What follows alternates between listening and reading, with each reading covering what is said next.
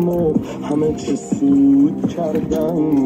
من شدم تاریکیه، همه شدن نور این وسط، همه شدن تبر، همه زخم دارن این جسد، همه یه جور سر دارن از این بدن. محو آسمون شدم که منو زمین زدن.